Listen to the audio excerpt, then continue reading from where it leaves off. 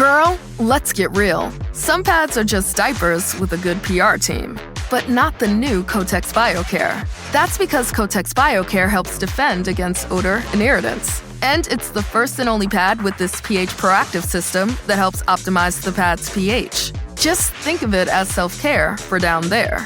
Check out Kotex.com for more details on the all-new Kotex, completely redesigned to meet your needs. You asked, we heard. Today is, I don't know what today is, August 18th, Tuesday, club going up on a Tuesday. Here's what I'll say. There is a lot in my notes. Maybe you heard me on WFAN Sunday. I did a little Sunday sauce. Maybe you heard that show. And, I mean, it was a shorter show because the Yankees played the extras, but I've been putting these notes together for radio shows, for this show, and I always just have too much to unpack. So let's just get right into it. I'm just going to throw names out. That's what I did in the title. In the title, I wrote Max Fried, PCA, Kyle Tucker, Edwin Diaz, Breece Hall, Najee Harris, Keenan Allen. I could continue. Kawhi Leonard, Jamal Adams,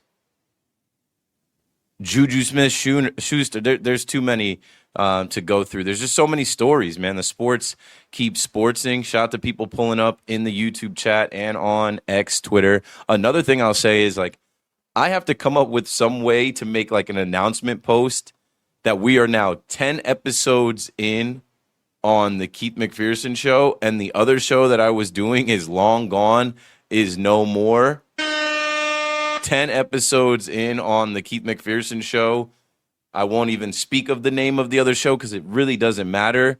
This is the show. This is what I'm moving with. This is what I have motion with. And I thank you for watching, for subscribing, for downloading the podcast. There's so much more to do. So without further ado, let's get into it. Episode 10 of the Keith McPherson show, unpacking some NBA quickly, more Major League Baseball, and a good chunk of NFL conversation on this episode. Hit it. It's the Keith McPherson Show.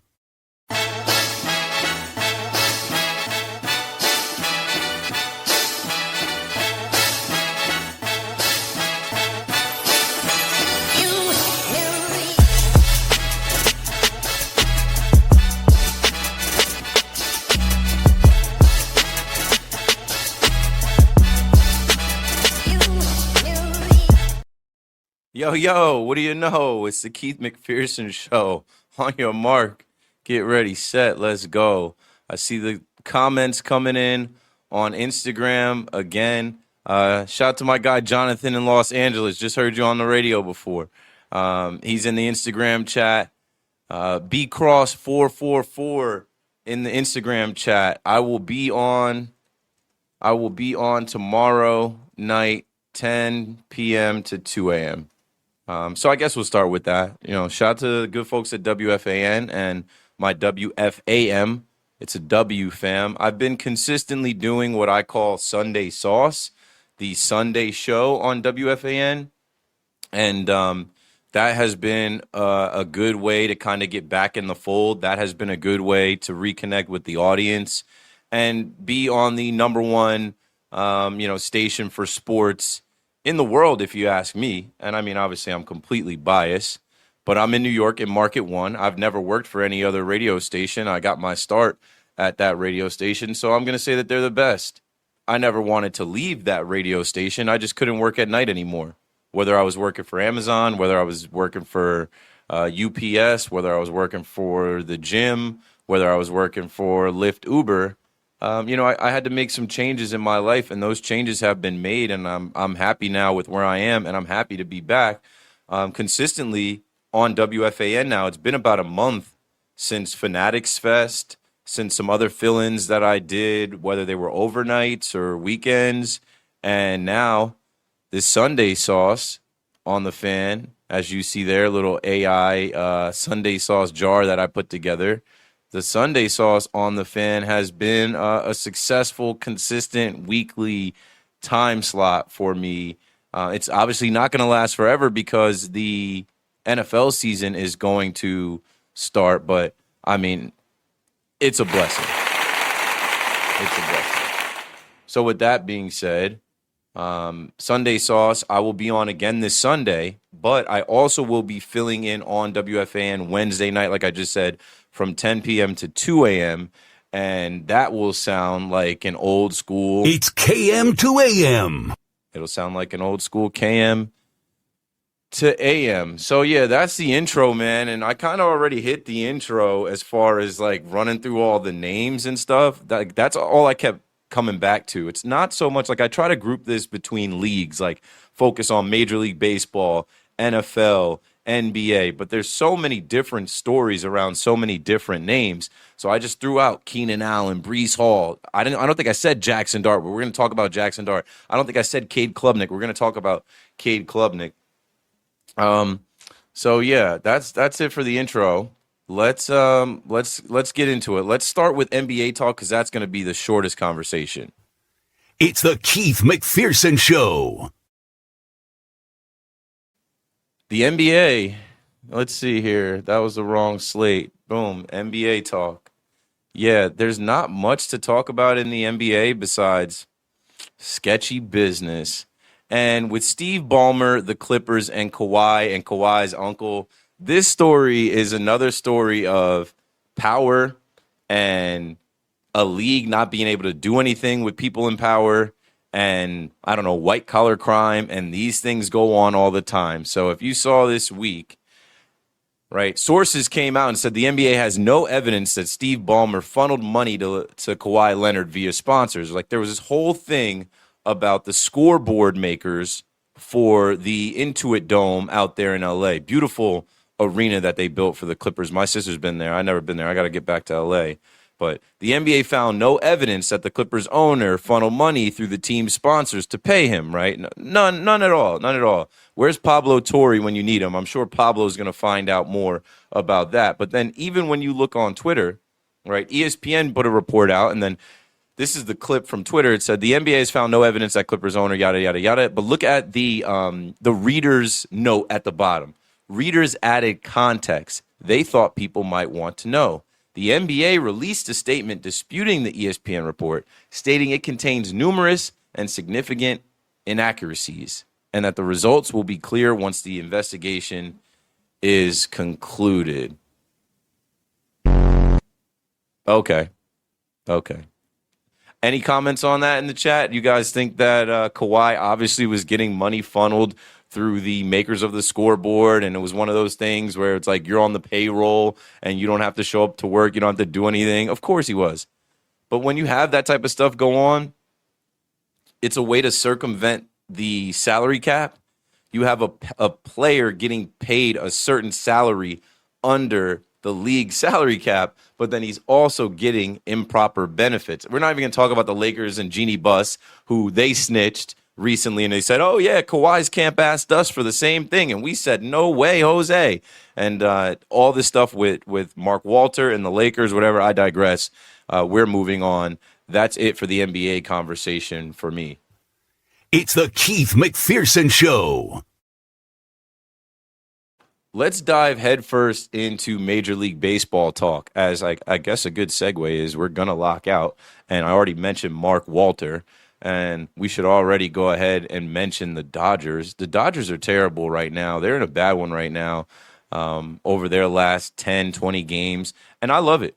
I love it. I absolutely enjoy it. I mean, they won last night, but they are showing that they're human, they're not invincible, and that the money that they spent on players, it doesn't buy you wins in the regular season, and it doesn't necessarily buy them a championship. So I don't want to say the Dodgers are terrible, because as I look, they're 6-4 in their last 10. They won last night. They're 75-51 overall. But these two players are terrible. Who do you guys want to start with first? Edwin Diaz or Kyle Tucker? I say we go Edwin Diaz, Mr. Trumpets himself, Mr. Cockfighter himself. Hey, yo, here is Edwin Diaz's numbers, courtesy of Just Baseball. Just Baseball writes, Edwin Diaz, after entering the Dodgers game up 11-2, he gave up 4 hits, 3 earned runs, and his ERA in August is 15.88. Okay. Edwin Diaz, the $69 million man, the $69 million reliever that they had to get, that they had to go sign, right? You guys remember what the winner was like. The winner was like, okay, these guys go back-to-back champs, and they had two major needs. They needed an outfielder, specifically a right fielder, and they needed a closer. You know, Roki Sasaki was their closer. And the rich get richer. They're able to go out and get the best at each position in free agency. They go and get Edwin Diaz. They go and get Kyle Tucker. Edwin Diaz has been trash. Edwin Diaz has not been good. Here is what Dave Roberts, the manager of the Los Angeles Dodgers, had to say when asked about it. Let me let this load up. Actually, I'm going to bring this to my other screen, my monitor. It's usually when I have it on my monitor, it's got it gets lost in translation a little bit. It does not share the same. So let me cue this up here right in front of me. And here is Dave Roberts speaking on Edwin Diaz, and this is going back to the 14th. This is going back to Friday. Edwin Diaz, I think, blew 3 saves last week. So when I say he's been terrible, he's been pretty bad. But what are you going to do? This is the guy that you have to be your closer. What are you going to do? You don't have another option right now. And I'm not having the option that I want right now. See, this is what happens when I have too many tabs open. I have so many tabs. I'm going to share a screen. It doesn't even know where to share the screen from. Right here next to Fangraphs and Baseball Savant, which I'm not really frequent on those type of sites. But I was looking for something to back up something I was saying about the Yankees and them just being absolute garbage can offensively. We'll get to that in a second.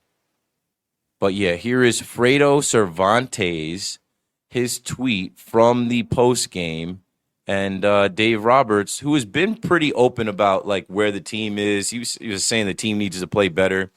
Here's Dave Roberts talking about one Edwin Diaz. Give me another option. I mean, I think that I can't just say change in low leverage. I have to have other options. And, to be quite honest, none of those guys really are throwing baseball great.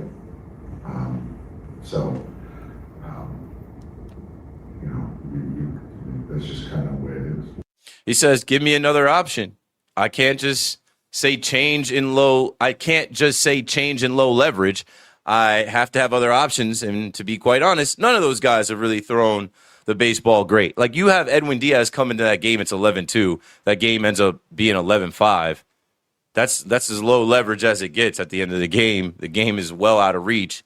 And Edwin Diaz makes it close to the point where Tanner Scott had to warm up last night. All right, we'll get off the trumpet man himself, and we will go to the other guy that they paid damn near $69 million to, I think $60 million to, and that's Kyle Tucker. Can you imagine Kyle Tucker playing for the New York Yankees? A lot of you were out there saying you wanted Kyle Tucker over Cody Bellinger. Could you imagine him being on the Mets when the Mets were going through their losing streak, or even right now? I know it's all kumbaya over there with the Mets, but here is Kyle Tucker. And where do we start with Kyle Tucker? He's just so lost. It's so bad.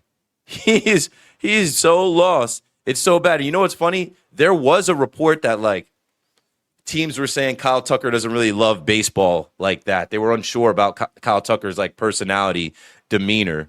Noah Camrus writes, Kyle Tucker finishes 0 for 5 today and is now hitless in his last 25 at-bats. He's hitting .230 with an OPS of .692 on the year.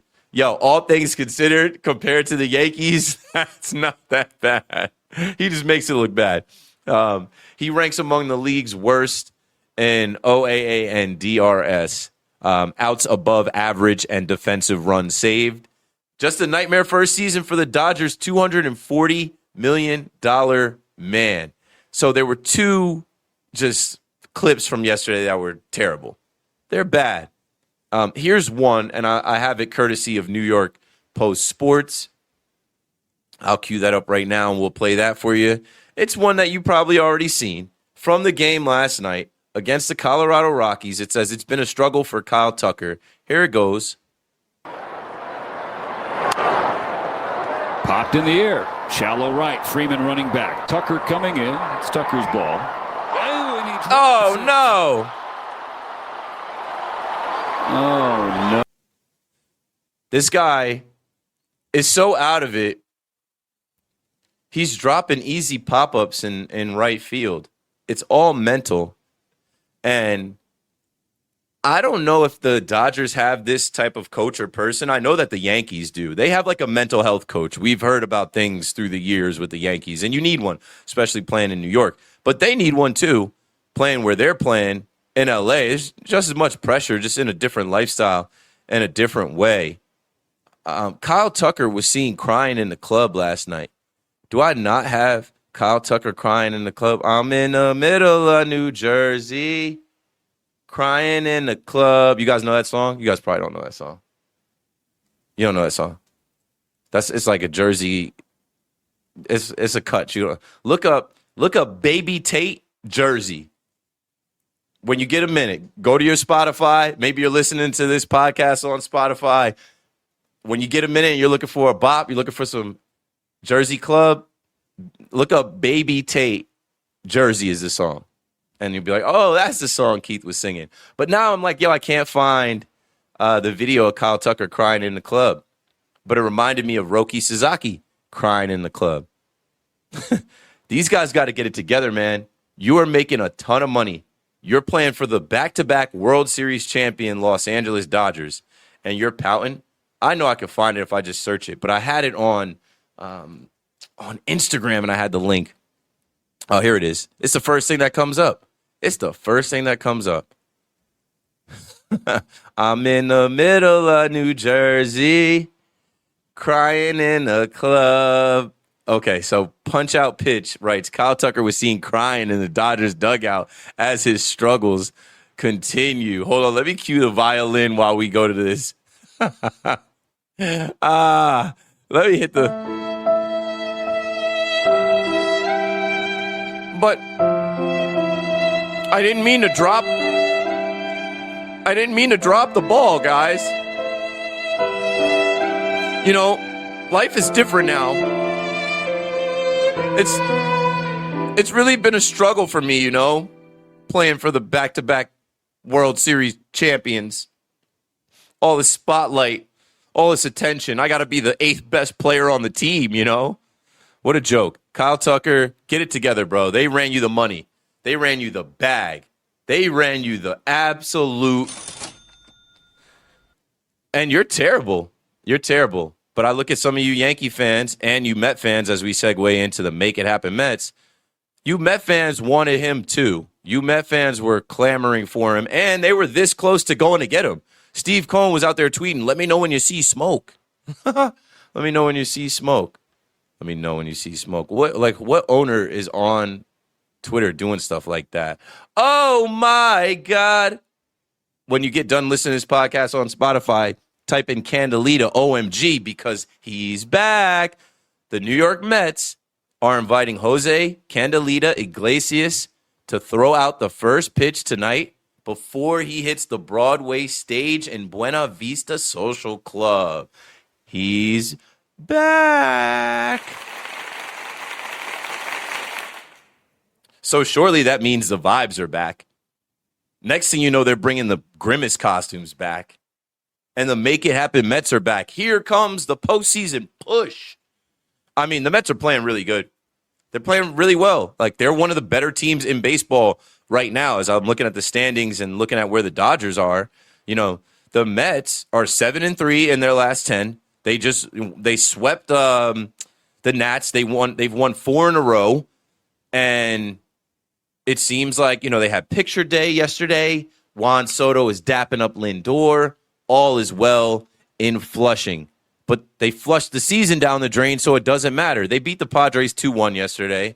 But that's where I'm struggling with the Mets, because I want to give them props, right? I want to speak highly of my Mets, my Make It Happen Mets.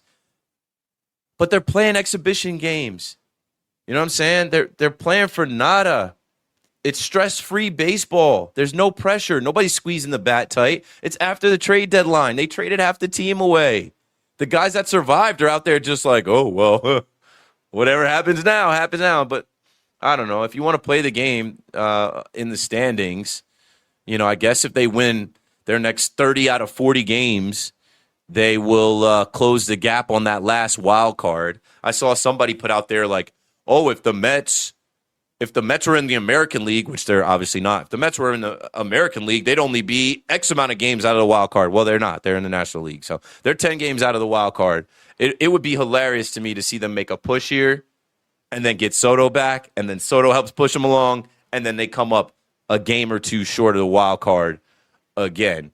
Any Mets fans in the chat? Tell me how you guys feel. That's where I always go to. I always go to the Let's Go Mets. I always go to the George Santos Let's Go Mets. I need that drop. Like, how do you feel as a Met fan watching them play good now? Do you feel like it's all for nothing? Do you feel like, little late, buddy? Like,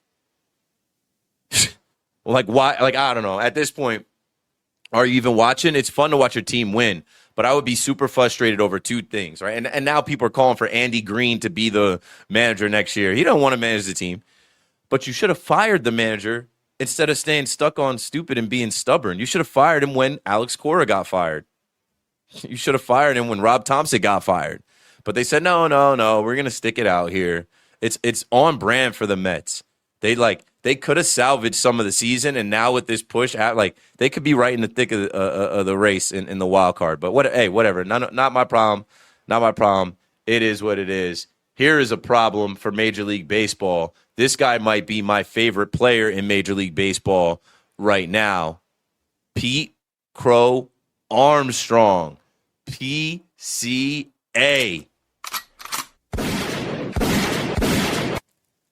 Is PCA, or is the PCA trade the worst in MLB history? DraftKings Sports Rights. Because the Mets traded PCA for Javi Baez and Trevor Williams.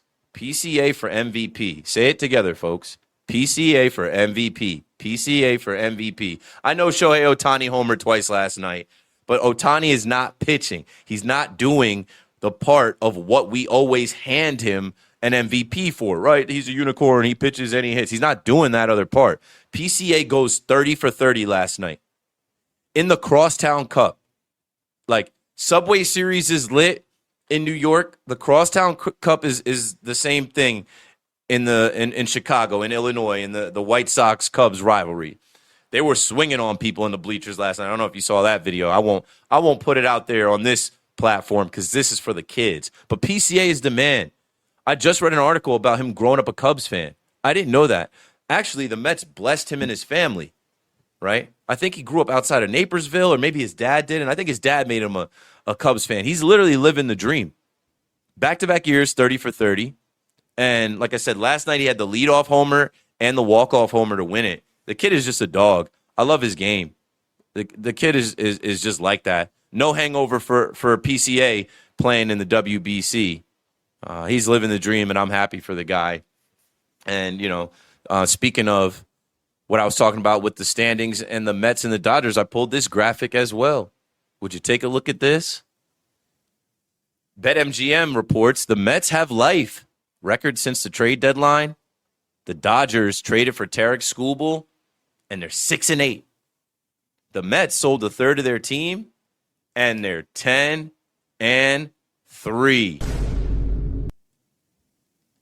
But what's it all going to matter if you don't make the postseason, which they're 10 games out with, 40 games left, something like that, folks. It just is what it is. What else did I have in baseball? Oh, finally, the New York Yankees. As I did just see, the lineup is out, so let's hit that right now. Back in Baltimore, and you better pack a lunch and dinner. Trent Grisham is still leading off. It is what it is. I'm done hating on Trent Grisham. He turned it on last week after I was calling him out. I will be quiet. Ben Rice is DHing, batting second. Elliott, not to be confused with Helliot, Ramos is batting third in left field. Luis Garcia Jr. is batting fourth at first base. Spencer Jones is batting fifth in right field. Jazz Chisholm Jr. is back, batting sixth at second base. George Lombard Jr. is batting seventh at shortstop. Ryan McMahon is batting eighth at third base, and Austin Wells is batting ninth and doing the catching as we welcome back Carlos Rodon. Okay, now here we get into the conversation around Carlos Rodon and Max Fried. As you may or may not know, Max Fried just went on the 15-day IL, retroactive to Friday, August 14th. Max Fried has the left elbow bruise issue. He's been dealing with it all year. He was on the IL. It feels like he just came back, made a handful of starts, and he's back on the IL.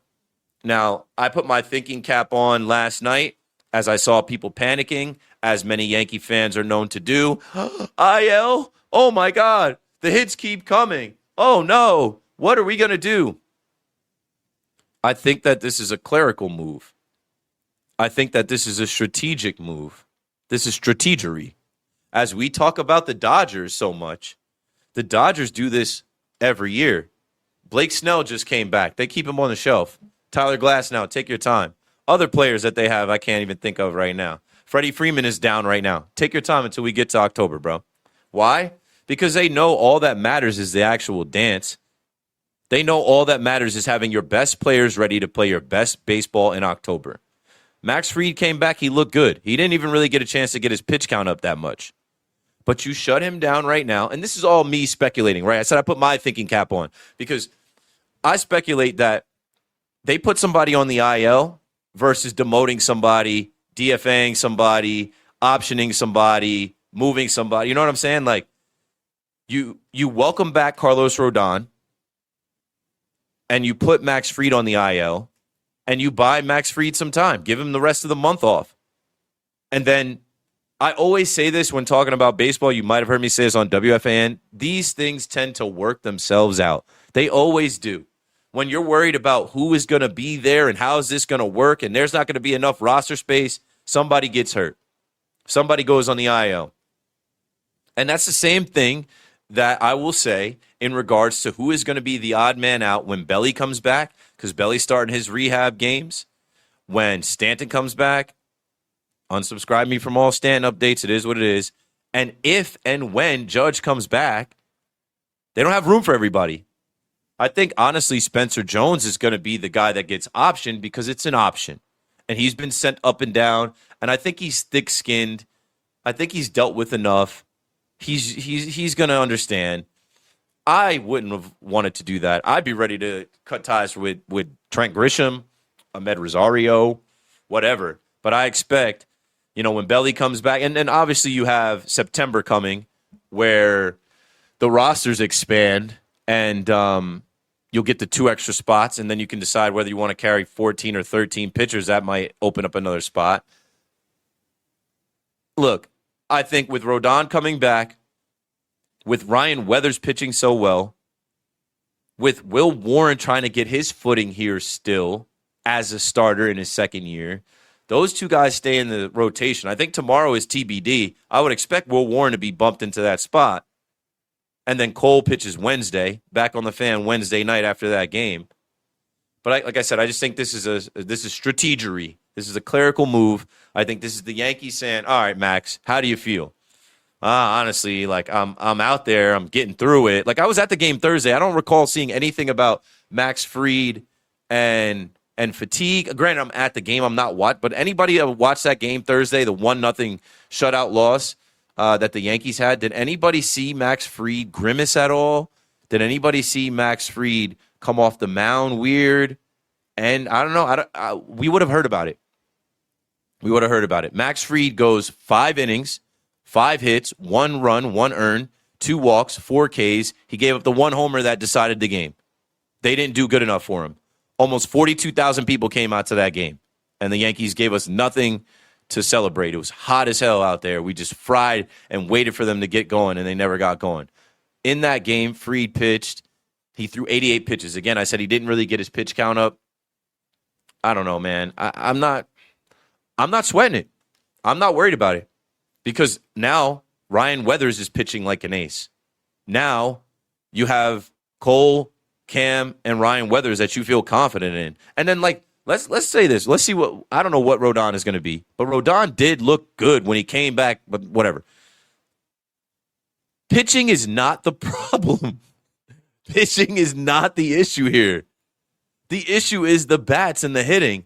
And I still expect this lineup and these guys to come along and help is on the way. So I think that's all I got for MLB talk as we move this thing right along with about 15 minutes to go. I see you guys in the chat. We'll get to the chat at the end. I got to really just get in a rhythm here of knocking out all of this stuff in 45 minutes. You'll see there's a method to my madness. I'm working towards something. So with that being said, that's all I've got on Major League Baseball, from the Yankees to the Mets to the Dodgers. Let's get into the NFL conversation right after this. It's the Keith McPherson Show. NFL talk. Bum, bum, bum, bum. Dum, dum, dum, dum. Aren't you so happy that preseason games are back? Hard Knocks is rolling.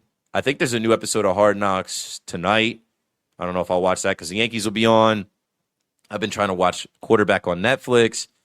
If you go to NFL, like you can go to NFL.com and they have, I love it that we're in this era.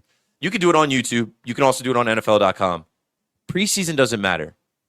But in these preseason games, right, when they end, you can just go watch the highlights. And for me, what that does is, like, shout out to Evan and Tiki. They play the game New Team Who Dis. Like, I learned Josh Johnson is the third-string quarterback on what team is Josh Johnson third-string quarterback on? Now I'm blanking on it.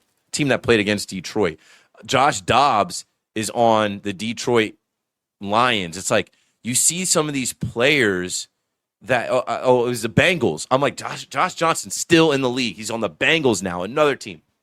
And Josh Dobbs comes into the game for the Lions. What I'm saying here as we get in this NFL talk, preseason is on, and you're kind of seeing new faces in new places, and that's fun. And,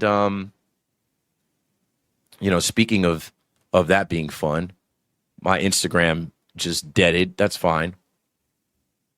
It's not a problem. I'm still live on Twitter. No, I'm still live on YouTube. Yes. Thumbs up in the chat. Yes, I see. I'm still live. Plenty of you watching on X, on Twitter. Good afternoon. And a couple of y'all watching on YouTube. But it is what it is. It is what it is. I'm used to being on the radio where the audience is massive and you have no idea how many people are listening. We're in this new age digital world of podcasts and YouTube and connections, and I just saw we're having trouble streaming to Instagram. That's because it's janky. I think Instagram doesn't really want StreamYard to stream. And that's another thing, too.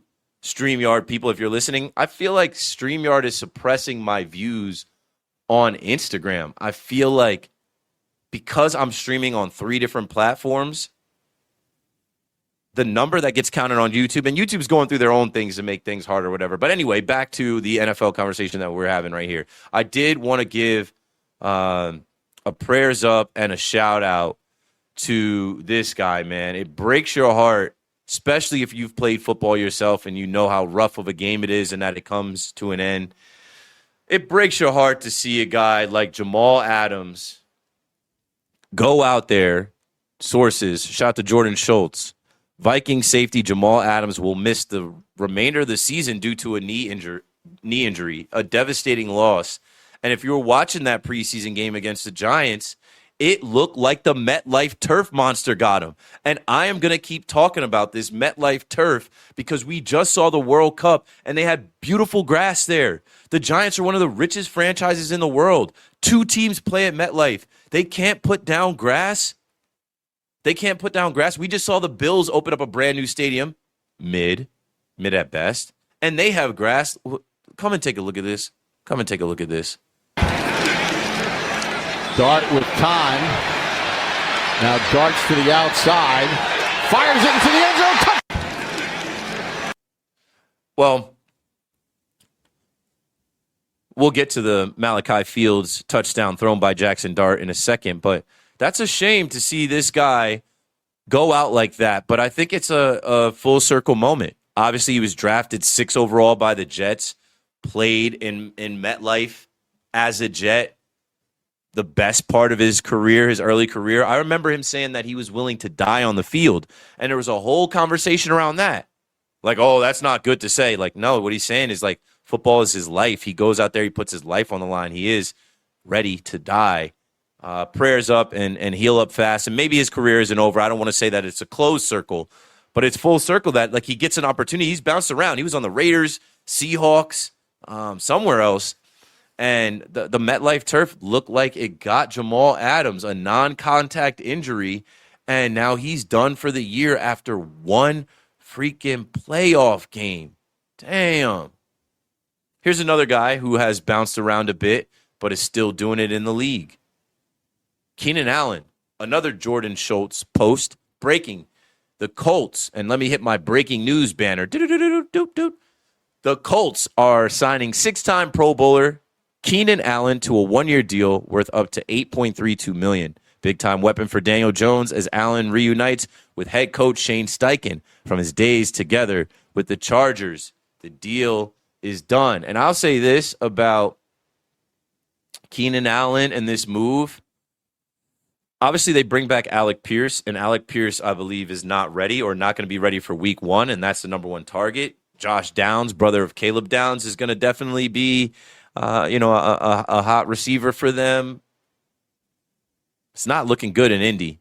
And as I go from talking about Jamal Adams, the 6th overall pick, you know who has that Indy pick?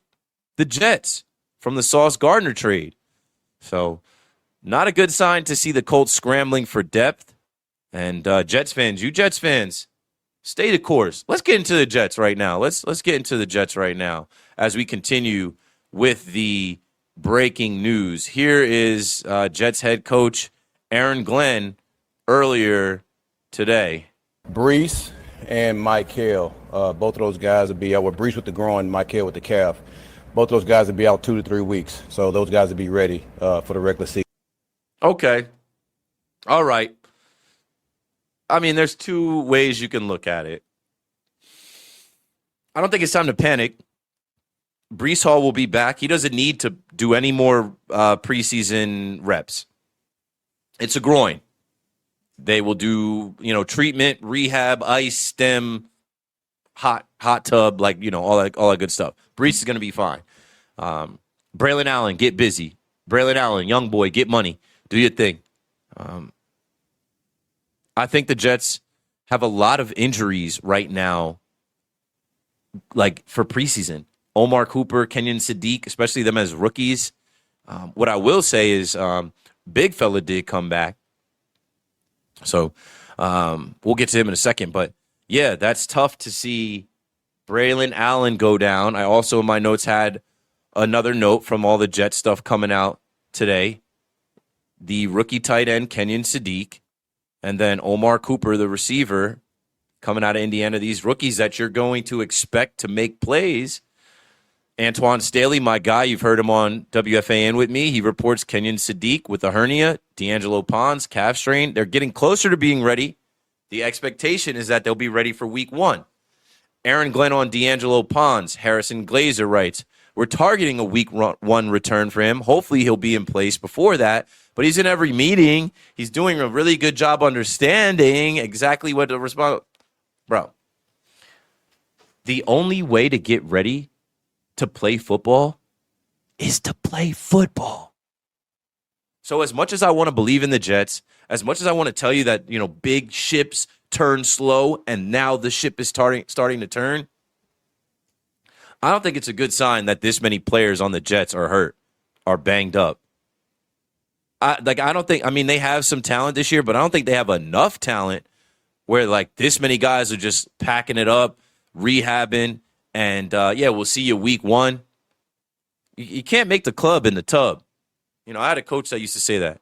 And what he meant was how are you going to make the club if you're always in the hot tub, cold tub, hurt? Speaking of, big fella, Harrison Phillips and Tavondre Sweat. I like these two guys. I like the look of these two interior defensive linemen. Bing, bang. I think these two could really help up front in that Aaron Glenn Jets defense. The 366-pound nose tackle who can cover two gaps. He made his presence felt. He just got back and practiced on Monday in 11-on-11 drills. He just got activated from the non-football injury list. So welcome back to Tavondre Sweat, traded from the Tennessee Titans. And who do the Jets see in week one, folks?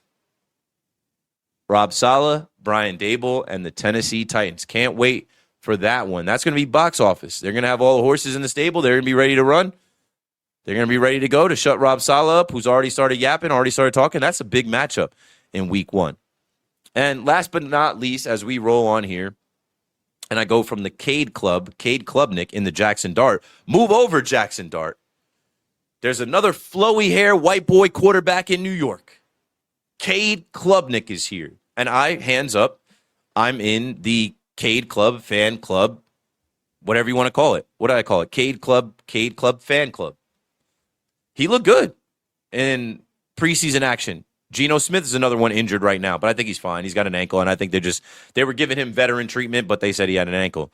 Cade Klubnik looked like he had a good command of the offense. He didn't look nervous or rattled. The highly touted college prospect, 4th-round draft pick as a rookie, there might be something there with that kid. The Jets will face the Steelers coming up here on August 21st at 7 p.m., and I already mentioned Jaxson Dart, so let's get into it with the Darty party. Jaxson Dart do-do-do-do-do-do. Jaxson Dart do-do-do-do. I call this Jaxson Dart blue tent stuff propaganda, but let's watch the hit together, folks, and let's speak on it here. Here it is. Jaxson Dart gets lit up, courtesy of Underdog Fantasy. Can you kids see in the back? Everybody can see good? Everybody's got it? All right, run the tape. 2 yardage, 2nd and 10. They bring pressure, and Dart gets blasted. 2 yardage, 2nd and 10. They bring pressure, and Dart gets blasted. All right, listen. First off, it's preseason. Brian Flores absolutely hates the Giants. He did not forget about what went on when he interviewed for the job. He's from New York. He wanted that Giants job over Brian Daboll. He did not forget. He's sending full-out blitzes in the preseason. Yikes. Tyrone Tracy, pick up the blitz. Tyrone Tracy, pick up the blitz. Tyrone Tracy, you have one job. You had one job. Pick up the blitz. It's not like you got to hit a blitzing linebacker. It's not like you even got to wrestle with a big-ass DN. That was a DB. Come on, bro. You leave Jaxson Dart looking to his left in the middle of the field out to dry. And since Jaxson Dart hit the ground and he didn't bounce up, if you heard me on WFAN Sunday, I said they got to show him some Walter Payton film and they got to show him Baker Mayfield. You got to get up, son, because this propaganda will continue. They will continue to send him to the blue tent. I know it's health stuff. They got to check on whatever, but like football has gotten extremely soft. I'm sorry. There used to not be any blue tents. There used to not be this like, oh, is everybody okay? He got the wind knocked out of him. But even if the wind gets knocked out of you, son, get to your feet. Stand up, I remember when I popped my ankle, we were playing against Tom's River.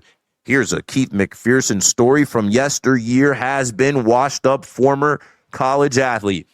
I remember I got tackled by this kid, and he twisted, and he literally popped my ankle. I come later to find he was a wrestler, like he knew what he was doing. And I'm down on the ground, and my boy Eric Adams picks me up.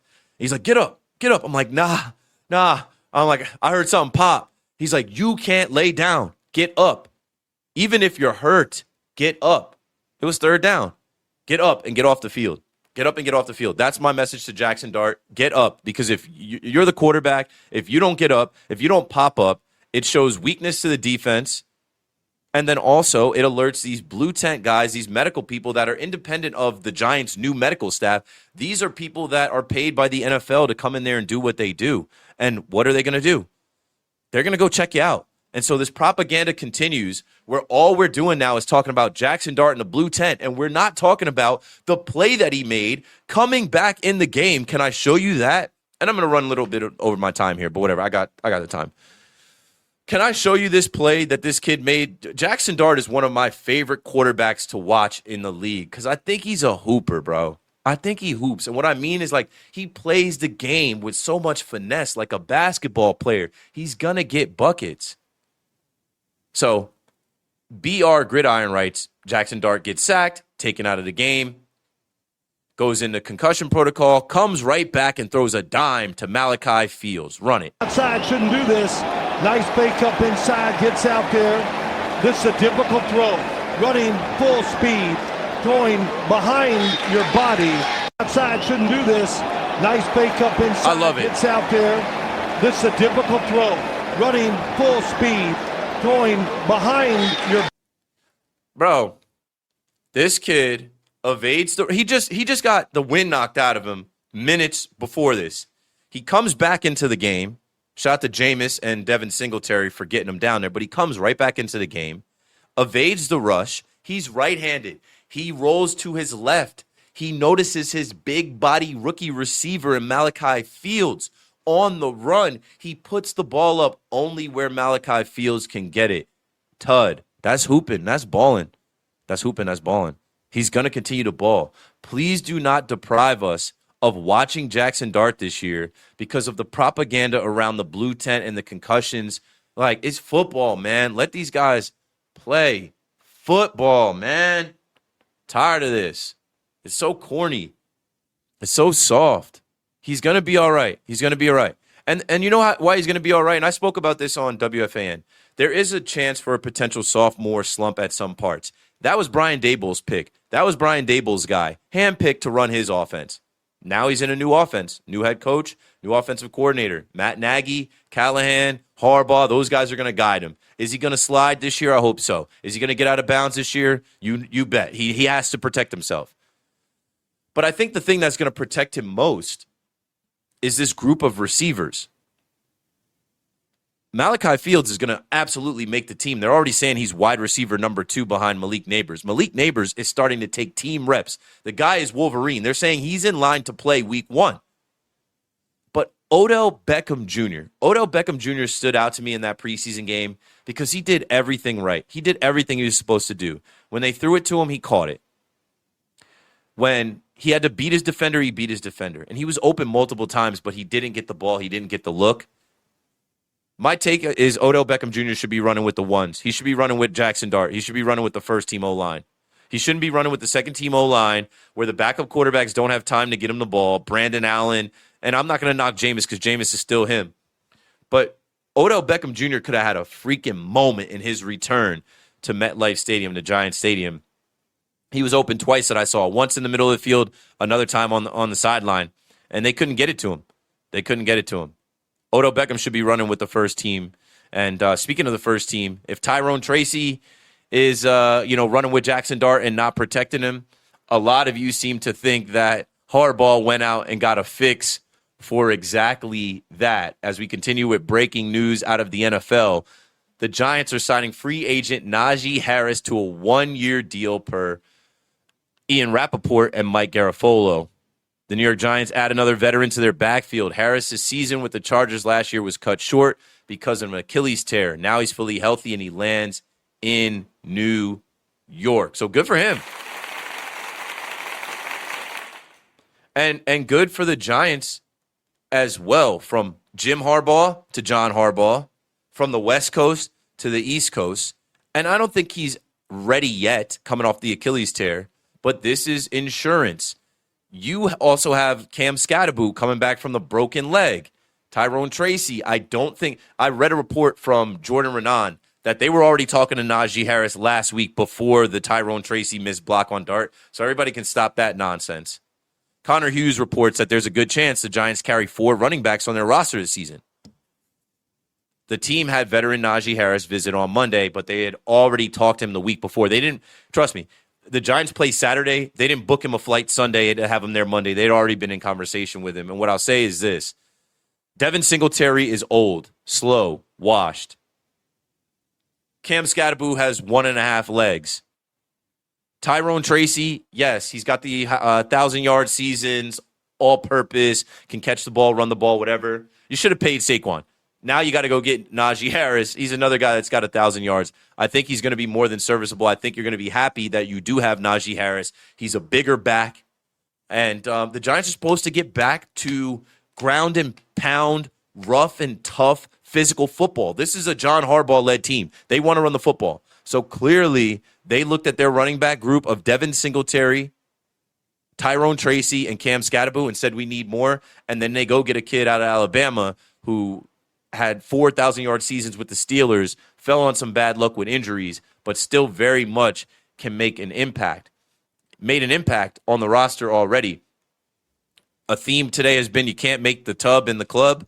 Well, happy trails to Juju Smith-Schuster. He'll have to hit his TikToks elsewhere. Corresponding move for signing running back Najee Harris. The Giants are planning to release wide receiver Juju Smith-Schuster. So Juju had some knee issues in camp. I was on Fox 5 with Antoine Lewis, and he asked me about Juju making the club, and I'm like, he's hurt. So when you're hurt, that hurts your status. That hurts your opportunity. Odell Beckham, stay healthy. Braxton Berrios, stay healthy. Guys like Calvin Austin, Darnell Mooney, Darius Slayton, those guys are going to be in the group. But I feel like Odell Beckham Jr. should definitely be a candidate to make this team. We'll see what happens with Jalen Hyatt as well. I feel like they should cut Jalen Hyatt because Odell Beckham Jr. should be wearing 13. And the last thing I got from this NFL conversation, Roger Goodell came out and said, at some point there will be an NFL team outside the U.S. He says he has no doubt that this will happen one day. Maybe not in his era, maybe not in his regime, but with all of these international games, they're going to Australia this year.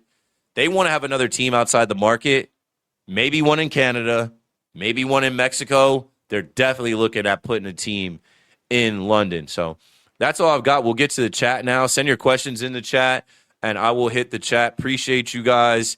If you're on YouTube, hit like. That helps the views. That helps the algorithm. If you're on Twitter right now, let me go ahead and throw the YouTube link underneath it. I need to do a better job. I need to do a better job as a one-stop shop producer, social media manager, host, everything of my own podcast and platform. I need to do a better job of marketing and promoting, and that's what I'm doing right now. So if you're on YouTube watching this, I'm going to go to the YouTube and say, make sure you subscribe. Or I'm going to go to the Twitter and make sure you subscribe on YouTube. And I'm going to put the link underneath. My YouTube is monetized. It's been monetized. I'm not so worried about that. It's just playing in this new YouTube space. I haven't put $1 on promoting my content. I haven't put $1 to boost or push my content. It's strictly organic. And it's oversaturated completely. And shout out to everybody watching right now. We have 360 people that have decided to lay eyes on what I've done here. I appreciate you guys. I got to continue to build my community. My community has seen me do live streams. They saw me do the other show and now this show. And now you're seeing 10 episodes in. This is what I probably should have always been doing. No regrets. But I probably always should have just started from when, I went viral leaving WFAN nights. And people were asking for the podcast. Where's the podcast? Where's the podcast? Where's the podcast? And I was like, nah, I don't want to do that. I don't want to do that yet. I knew I was going to do a podcast because you need to have one. Like anybody that has an Instagram, Twitter, TikTok that you put into, you also need this long format podcast in this modern day time. But this is it. It's here now. The Keith McPherson Show, episode 10. We are done. And I will go through the chat. And this is probably going to be an hour episode, so I didn't hit my 45 minutes. But that is okay. There will come a time in the near future where I have no choice but to hit that mark. So what up, Keith? Hoping Freed injury is a phantom one. Michael, me as well. Hey, Keith, Eli from Tom's River here. What's up, Eli? Appreciate you checking in. Let's see what else. Shams from ESPN. Shams from ESPN is a sham. Yes, at times. Kevin said, that bandana giving juvenile hot boys vibes. You heard me? You heard me? Big Juvie. Big Juvie. How long you think Freed is out for? Freed is probably out until some point in September. No rush. No rush. Until he feels better. It's a 15-day IL, retroactive to the 14th. So at least 2 weeks. But I think they're going to give him the rest of this month and into September. And let's see how Will Warren pitches and Carlos Rodon pitches and everything else. Christopher says, Volpe will never start at shortstop again for the Yankees. Now, if Judge and Belly can get back and bring some firepower, might stand a chance. Man, see, why y'all always got to shoot at Volpe? I don't even think I mentioned Volpe in this. That's the first time I said Volpe's name. But obviously, Volpe's not going to start at shortstop. George Lombard is here. Just chill on all the Volpe slander because he very well could be in the mix to start at second base next year. It ain't going to be Jazz. most likely not going to be Jose Caballero. KP, what up? You're big Jets. Yankee fans, enjoy the season because no baseball next year. Reminder, we're going to lock out on December 1st, and who knows how long it's going to take for them to get right. Keith, when are you back at the stadium? Sunday. I'll be there Sunday. Let me know when you're pulling up. Let's go Mets. KP with a let's go Mets sarcastically in the chat. Let's see. My boy Ray in here. What's up, Ray? Keep building your channel, bro. I see you. Chef Mamba telling the folks, make sure you hit that like button, chat. Algorithm. And then tell a friend to tell a friend, right? For all of my KM to AM peeps, for all of my WFAN peeps that have been hearing me more consistently on the Fan, and then they want to know, hey, where's the podcast? Where can I find you? Where can I listen? It's here. It's here, and it's consistent now. It is more consistent now. Okay, couple minutes here. I don't want to go over an hour. KP says 3 wins for my Jets. I think they can win more than 3 games this year. V Mars says Dart is for real. I know he is. Pam says Dart is a good QB. I know he is. I think he's going to hoop. But what's going to stop him is this blue tent concussion narrative. It's got to end. It's got to stop. I think he's going to protect himself. I think he's going to slide. I think he's going to get out of bounds. But I just think that it's going to be a consistent theme. Scott says Giants are full up with guys who were good a few years ago. OBJ, Mooney, Harris, etc. Yeah, well, the Giants aren't going to win a Super Bowl this year. They're just looking to be competitive this year and kind of restore order. Bruce says, Cam, one of the only shows I listen to. I like Lori, Michael K, and Keith. That's about it these days. Hey, well, that's good company for me to be in. I like Lori and I like Michael, both friends of mine. You did a great job as usual. Keep it up. Thank you, sir. And I think that's a good place to end. So stay blessed, stay up, and stay ready so you ain't got to get ready, folks. That's all I've got. Thanks for listening. Thanks for watching. Make sure you guys like, subscribe, and do all that good stuff. I'm out of here. Girl, let's get real. Some pads are just diapers with a good PR team, but not the new Kotex BioCare. That's because Kotex BioCare helps defend against odor and irritants. And it's the first and only pad with this pH proactive system that helps optimize the pad's pH. Just think of it as self-care for down there. Check out Kotex.com for more details on the all-new Kotex, completely redesigned to meet your needs. You asked, we heard.